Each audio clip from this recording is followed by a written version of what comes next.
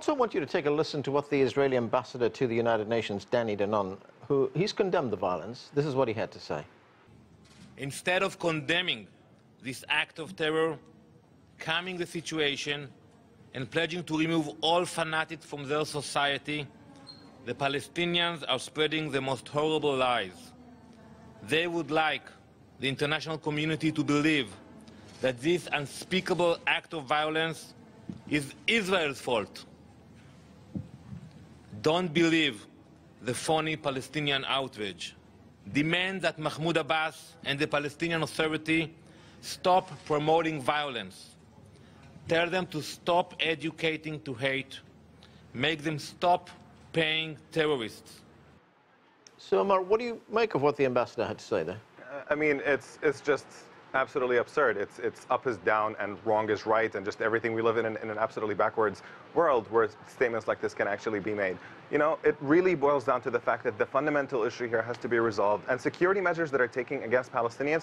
You know, it's funny that even when Israeli extremists engage in acts of violence against Palestinians, you have security measures that actually put curfews on Palestinians themselves. The fundamental problem is that Israel does not see Palestinians as equals. It does not see their rights to sites and to territories equal to Israeli claims to those areas. And that's really what it really boils down to. Perry, the United Nations Middle East envoy, Nikolay Mladinov, he says that a solution is needed, as you pointed out. We need to have something in place by Friday. Or, and these are his words, there could be potential catastrophic costs well beyond the walls of the old city. So how volatile is this situation? You know, there's even been discussion, which I have seen, of a possibility of a third intifada. Well, I think it's worth remembering, of course, that the first intifada started essentially, or at least the proximate cause was a car accident in Gaza. The second intifada started with Ariel Sharon's visit to Haram al-Sharif. Yeah. So I think, you know, we can't predict the future. It could be we get through Friday, you know, riots, fighting, but nothing more than that. You know, in some ways, I would say that's almost the best case scenario. The worst case scenario is, of course, things just spiral out of control, and both sides lose control of the situation. Okay, Amotz, what is your view on that? Are we sitting on a powder keg here? I want to add one more thing, Anan. I think that there is one more element that we did not discuss, and I think Omar alluded to it, and it is the bind in which Mahmoud Abbas is operating, but it is not the bind that he operates in is different from what was suggested here. The bind is that Egypt is brewing an arrangement in Gaza, whereby Abbas's rival within the Palestinian fold, Mohammed Dahlan, would take control effectively of Gaza, or at least join its government, the Hamas-led government, through Egyptian mediation in ostensible behalf of the PA. And all this is very, very uncomfortable for Mahmoud Abbas, but he seems to be unable to resist this arrangement, which in every other respect is very plausible.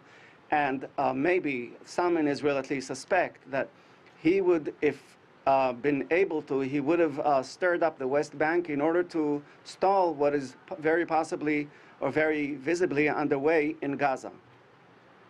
Omar, you want to respond to that? And in that response, I mean, are the Palestinians still deeply divided when it comes to those who are on the West Bank and those who are in Gaza? Yeah, there's no question that Palestinians are deeply divided, and there's a lot of infighting that is going on. But let's not forget, of course, that it's Israel actually that is leading the effort to try to bring down Hamas in the Gaza Strip. Once they were elected, they placed the Gaza Strip under siege. They were not allowing basic foods and basic necessities to go in, and it was only after significant international outrage when humanitarian organizations were trying to get food in that ultimately they started allowing some more humanitarian goods in. But they still have the Gaza Strip under siege. They don't allow it to communicate with the outside world. There's no commerce going on. They shoot at fishermen when they go into the sea. So really, when we talk about Gaza, we're looking at a very dire situation, and the party that holds the primary responsibility for the dire situation in Gaza is Israel, because it is the party that has imposed this crippling siege on Gaza, which is just devastating the civilian population there. Amotz, you know, as we've been discussing here, this is a political problem for President Mahmoud Abbas, but it's also a political problem for Benjamin Netanyahu, isn't it? Because there's been a survey that was done in Israel, and it says that 77% of Israelis on this particular issue, this issue of Temple Mount, Haram al-Sharif, that they think he caved in to Palestinians. Yeah, but it's not the same kind of embattlement that Mahmoud Abbas faces. Mahmoud Abbas, as far as he's concerned, at stake is currently the very future of his personal grip on power and, in fact, the entire regime that he leads. Benjamin Netanyahu, by contrast, is being challenged by a polled public in a particular situation. This is not about him losing power tomorrow morning. It's not at all the same kind of constraint. That's one thing. Secondly, concerning what Omar said, once again, for the record, Israel has never avoided food from Gaza. On the contrary, you can go every day to the Kisufim border post and see how hundreds of trucks from Israel bring supplies into Gaza. This is not what has been happening there. And I should add in this regard, we Jews have been libeled for centuries and for millennia. This is a libel. To say that we avoid food from Gaza in any point, whether deliberately or inadvertently, is a libel. That was a fact documented by UN reports. It failed in the past and it will fail in the future, and it's unfounded. And I would urge you to very carefully pick what you charge us with. Google is the ultimate tool here for anybody listening to this. We'll be there and we will listen. When you libel us, you lose us. There is no libel here taking whatsoever. Your inability to just confront the truth of what is actually unfolding is the problem. The fact that Israel was not allowing soda pops and cookies and bags of chips into the Gaza Strip was a fact that was documented by the UN, and it's documented the fact that they backed off from that. So it is true right now that they do allow humanitarian food in, but the Gaza Strip does not need to be dependent on Israel for trucks of food in the first place. They should be allowed to have open contact with the rest of the world. Okay. It's very counterproductive from your own viewpoint to try and level these kinds of charges at us Israelis. This is the point at which good thing the viewers can actually look this up and figure out whether they're actually true. And we become very, very, very offended Jews. Don't do that. It's not useful from your own viewpoint. Frankly, you're the person who's deflecting, and this insinuation of anti-Semitism here by saying that Jews have been libeled for so long is absolutely absurd. Pointing out what Israel is doing to the Palestinians when it's actually factual and backed up is not libel. These are the facts. Pure anti-Semitism. If I were you, I would avoid. We can continue bickering like this. I will not lose this battle. Perry, there's one aspect, another aspect to this current issue at the Temple Mount right now, and that is there was an attack on the Israeli mission in Amman, in Jordan. An Israeli guard was prevented from leaving Jordan to go back to Israel, and we understand there was some kind of deal struck where the guard would go back and the metal detectors would be removed. Some reports say that this was brokered by President Trump's special advisor, Jared Kushner, who also happens to be his son-in-law, as well as Jason Greenblatt, the special peace envoy. What do we know about that? Well, certainly the timing, in some sense, couldn't be worse. We've got a very, very tense situation. Obviously, Jordan has a critical role to play, both politically in terms of its ties or at least lines of communication to the Israeli government, as well as to Ramallah and to the Palestinian Authority.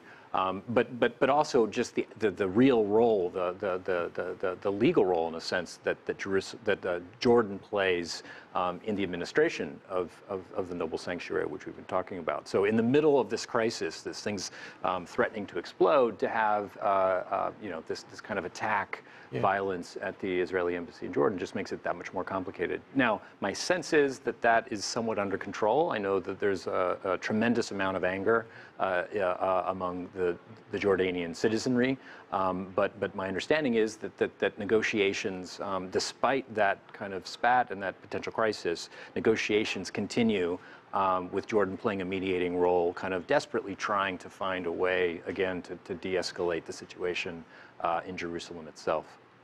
Amotz, what is your reading of what happened there? Because if there was some kind of a deal, if there was a deal brokered by the United States which said that the Israeli guard could leave, return to Israel, and in return Israel would dismantle those metal detectors, it seems that that would be out of character for Israel, because Israelis have told us many times before that they don't negotiate on these things.